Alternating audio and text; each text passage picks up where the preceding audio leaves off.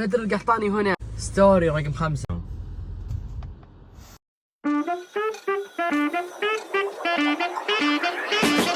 السلام عليكم ورحمة الله وبركاته، معكم بدر القحطاني. كيف حالكم يا جماعة الخير؟ عساكم بخير يا رب. لا تنسوا تضغطون على زر اللايك، اللي ما اشترك يشترك ويفعل جرس التنبيهات. ما بقي شيء، الله يسعدكم على 600 مشترك، فدعمكم الله يسعدكم. حساباتي في السوشيال ميديا، سناب شات، انستغرام، تويتر، تيك توك، يعني على الله يسعدكم، او في الديسكربشن الوصف تحت. تعالوا اتشرف فيكم جميعا واحد واحد. صدق لما اقول لكم تعالوا حساباتي في السوشيال ميديا، تعالوا يعني كل مقطع يقول محمد تعالوا. ويلا ما اطول عليكم المقدمة، ويلا نبدا بقصة اليوم. قصتنا هذا اليوم تبدا من امريكا، عن بنت تدعى بليسي. طيب ايش سالفتها بليسي يا بدر؟ انا اعلمك ايش سالفتها. ليسي مريضة وقعدت على كنب لمدة 12 سنة، حتى انها تحللت وتعفنت في هذا الكنب.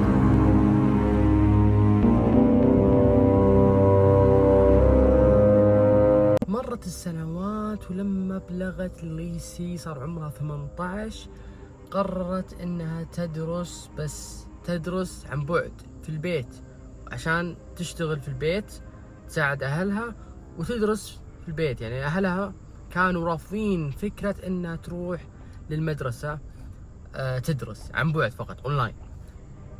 لكن جاء يوم من الايام تتصل ام ليسي بالطوارئ المستشفى وتقول لهم ان بنتي ماتت. طبعا وصل الخبر للشرطة، ولما الشرطة وصلوا للبيت شافت منظر يقشعر منه البدن. ها ايش يا بدر؟ اي نعم، منظر يقشعر منه البدن. شافوا ليسي متعفنة ما في جلد، ما في جلد، شافوها متعفنة يعني الجلد مرة قليل، واغلب جسمها هيكل عظمي، وانتو كرامة بول وبراز حشرات. شافوا منظر يعني مقزز، باختصار منظر مقزز.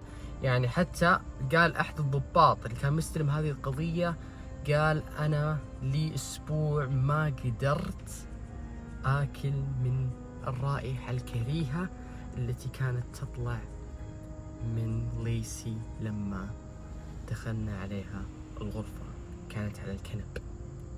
طيب ايش السالفة يا بدر؟ السالفة ان ليسي ميتة لها في هذا الكنب 12 سنة. السؤال يا بدر، امها وابوها وين؟ كيف كذا؟ الحين اعلمك. ليسي كانت جدا جدا مريضة لما كان عمرها 16 سنة، و16 سنة هذه آخر مرة لها، لما كان عمرها 16 سنة آخر مرة لها تزور الطبيب. يعني لما ماتت كان عمرها 36، يعني لها 20 سنة ما زارت طبيب يشخص حالتها ولا شيء، وأمها وأبوها كانوا متعمدين هذا الشيء. قبضت الشرطة الأمريكية على أب ليسي والأم، وحققوا معهم وقالوا لهم يعني ايه انتم ايش فيكم؟ ليش ما اخذتوا بنتكم للمستشفى؟ يعني عادي عندكم الروائح تطلع منها ومرضها الخطير، يعني بدون تشخيص ولا بدون شيء كذا.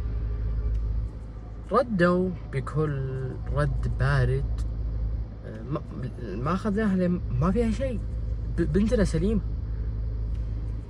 قالوا بنتنا سليمة والبنت تعاني من مرض خطير. انقبضت الشرطة عليهم وسجنتهم، ولكن ما طولوا الا دفعوا كفالة وطلعوا. ليه؟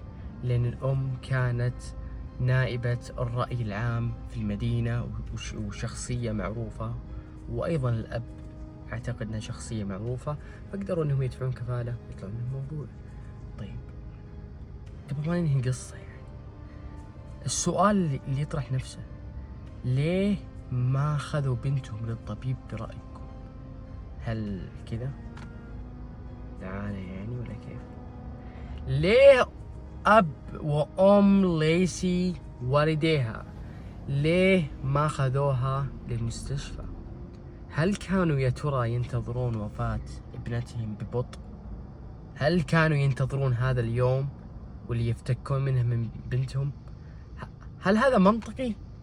قصة غريبة ولا يدركها العقل. بنت 12 عام لها ميتة على هذا الكنب.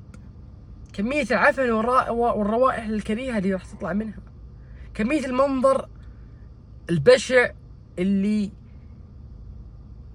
أي شخص راح يشوفه ما راح يتحمل.